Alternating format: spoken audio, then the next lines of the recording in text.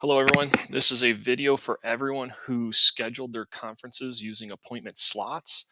And what we're going to do is change that so that you're scheduled using the appointment scheduler. We're going to do this for two reasons. One, it makes it a heck of a lot easier on the parents to actually schedule something with you. And two, it forces the parents to enter in all the information that's necessary for you to hold your conferences effectively. So let's run through this. I'm assuming you've already created two appointment slots, one for Thursday and one for Friday. The first thing we're going to do is delete those. Okay, so I'm going to click on it, hit delete. I'm going to click on the one for Saturday, hit delete. Okay, now that those are wiped out and off your calendar, we are going to switch your calendar back to the appointment scheduler and then rebuild those schedules. So first thing we're going to do is click the gear icon, hit settings.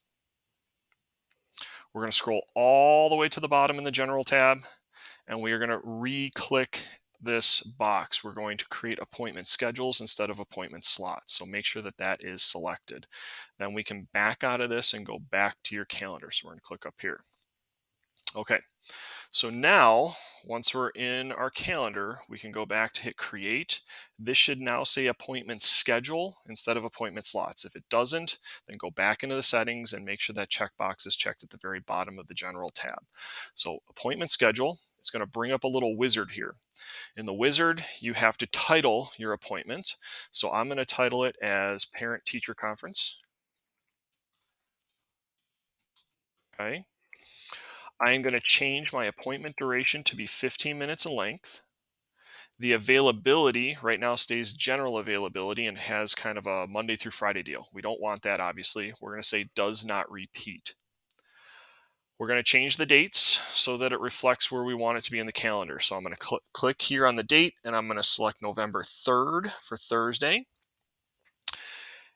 And what I'm going to do here is I am going to start to build in my schedule and my 30-minute break. So let's just assume you are going to work this conference from 3 all the way to almost the very end, and you're going to take a 30-minute break at the end. So I'm going to work this from 3 to 7:30. Okay. So that one's easy. There's my 30-minute break. You can see all the slots, all consecutive, 30 minutes at the end of the day, just to kind of tidy things up for myself and get ready to go. I want to add a date for the 4th. So I'm going to click add date, November 4th. Now for this one, I'm going to make my break somewhere in the middle. So I'm going to schedule this one from 8 a.m. for me personally till 10 a.m. You can select any time that you want to go to and give yourself a 30-minute break. I'm going to click the plus sign to get another period for the day. I'm going to start this period from 10:30 and go all the way to 1.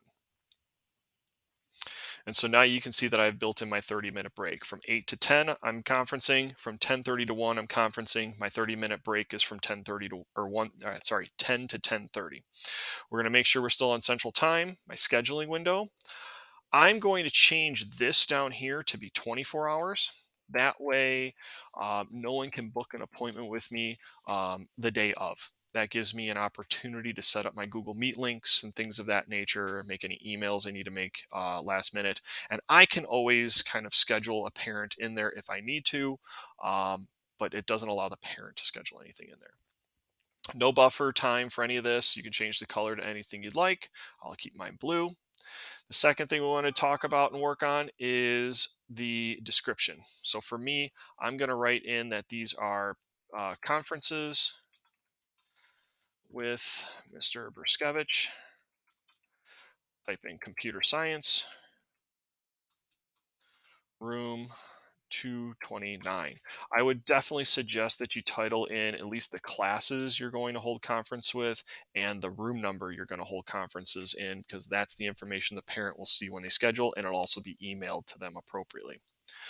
Now, the most important part, aside from the actual schedule for this, is the booking form. This is what's going to guarantee you get all the information you need in order to get your conferences scheduled appropriately.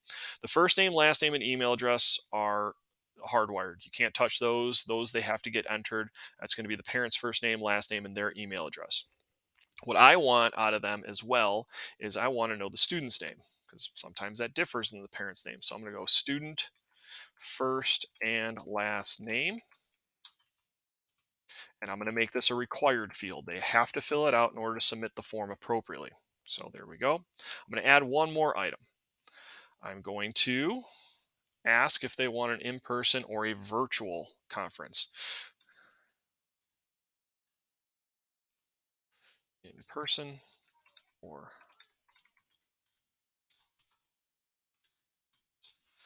okay.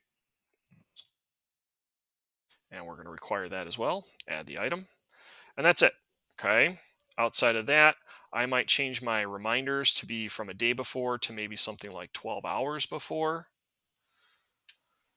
That way they get an email or reminder the morning of the concert or the conference, and it will then populate again with the Google Meet link if it's virtual or just the room number that they're supposed to go to, things of that nature. That way they have that kind of at the top of their email address. You can add in as many reminders as you want. That'll get sent out automatically. Outside of that, you're going to click Save. And that's going to bring up this little window which tells you information about your conference. Conferences with Mr. B, computer science, room 229. These are the things they have to fill in their booking form. What you need to know for today is how to get the share link to the Google form. So you're going to click on this share button. Keep single booking page. This is the link you want to copy. So we're going to click copy link. And this is what we're going to take over to Lisa's form, and we are going to fill out just the same way we did before. Your first name, your last name, the room number, what department you're in, and appropriately the calendar that you'd like to share with them. And then you're going to submit that form, and you are all set for your conferences. Again, I hope that helps. I will post another video about how to view your bookings and deliver those Google Meet links in due time. But for now, that is how you set up your conferences. If you have any issues with that whatsoever, please come see me in room 229 or visit us in the media center during PS times. Thank you.